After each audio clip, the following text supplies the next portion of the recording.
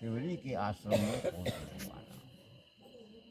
तो शिवरी देखे राम ग्रह आए, मुनि के बचन समुझ जिय भाए।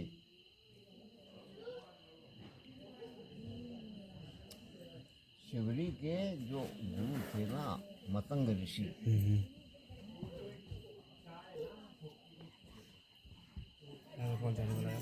बात ऐसी हुई कि जंगल में रहते थे भील लोग। भीलों को जानते हो? हाँ जी, हाँ हाँ। तो ये भील की कन्या थी शिवरी।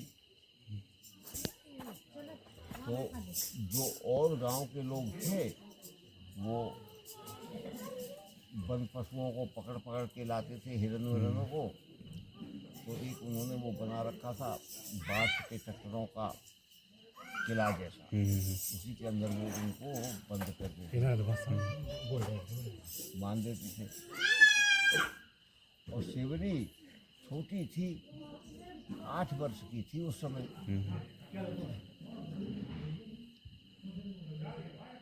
उसने अपनी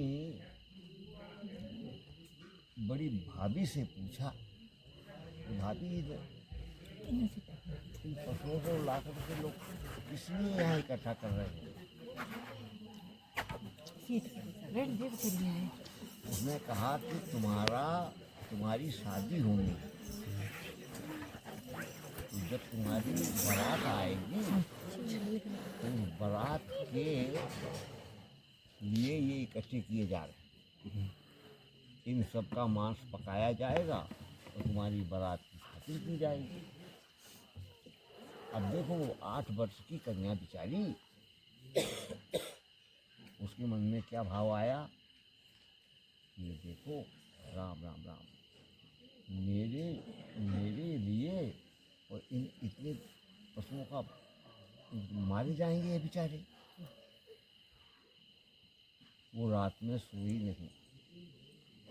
जब सारा गांव सो गया, वो उठी और उसने वो खोल दिया दरवाजा और सबको निकाल दिया, सब चले गए। फिर उसने सोचा कि अब जब सुबह देखेंगे लोग कि ये किसने निकाला है तो मेरे ऊपर शक करेंगे। वो डर के मारे घर से निकल गई, जंगल चली गई, दूर चली गई जब ना, तो वहाँ मतंग ऋषि का आश्रम था और पास ही में सरोवर था। तालाब को कहते हैं सरोवर।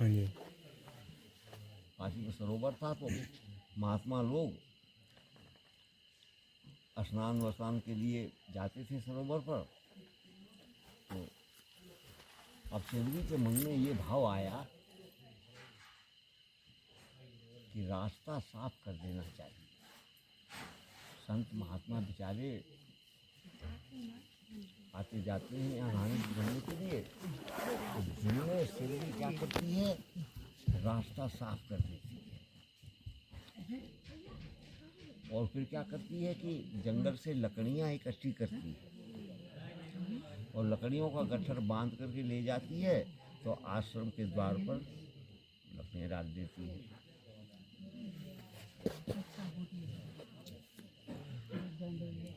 मतंग ऋषि ने विचार किया कि ऐसा कौन सेवक है, रास्ता साफ करता है और लकड़ियों का गट्ठर ला के डाल देता है, ऐसा है कौन, इसका पता करना चाहिए।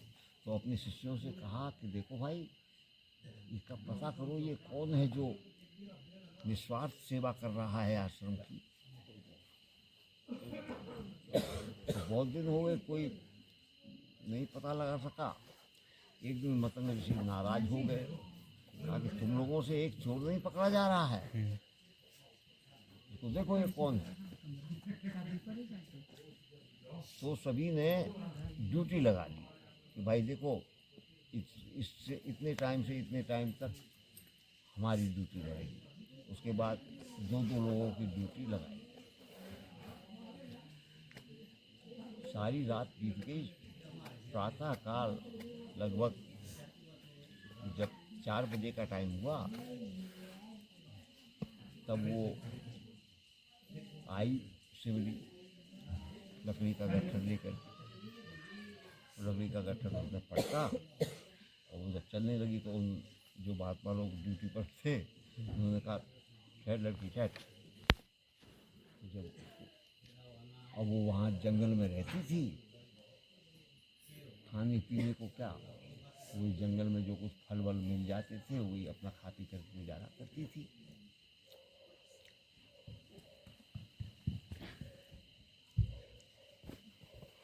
एक दिन मतंग ऋषि से उसने कहा कि गुरुजी मुझे मंत्र दे दीजिए जपने के लिए। तो मतंग ऋषि ने उसको राम मंत्र दिया कि तू राम राम जपा कर। वो बार बार भूल जाती थी। जब बार बार गुरु जी के पास जाए और कहे कि गुरु जी मैं भूल गई मंत्र, जरा मुझे फिर बताओ, तो बार बार बता रहे। आखिर जब कीर्तन होता था ना आश्रम में, तो वो मजीरा बजाती थी शिवजी। तो मतंग ऋषि ने कहा कि अच्छा ये बता, ये तू क्या बजाती है? और मजीरा। तो कहा बस तू मजीरा मजीरा ही जपा है।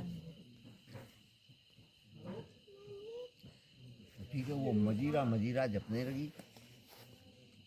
आप लोग भी बोलो मजीरा मजीरा।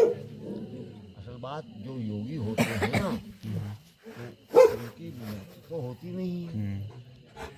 वो योगी चक्र वेदन करके अपने शरीर को छोड़ देते।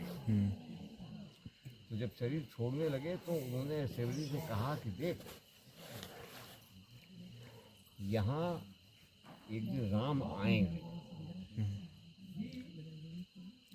तू यहाँ से कहीं जाना नहीं।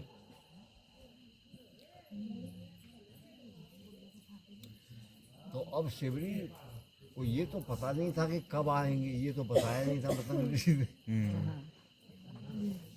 राम आएंगे, राम तो आएंगे। हाँ। अब शिवजी क्या करे, अब गुरुजी ने ये तो बताया नहीं है कि कब आएंगे, हो सकता है आज ही आए। इसलिए वो जंगल से पक्के पक्के फल ला करके रखती थी कि राम जी आएंगे तो उनको मैं खिलाऊंगी। ये साधना करते करते बेचारी को बुद्धि हो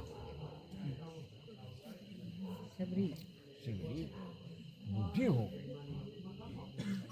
सारी जिंदगी उसकी बीत गई यही साधना करते करते। वो प्रातः काल उठे और फिर जंगल से अच्छे अच्छे फल लावे, ला करके रख ले। करते करते एक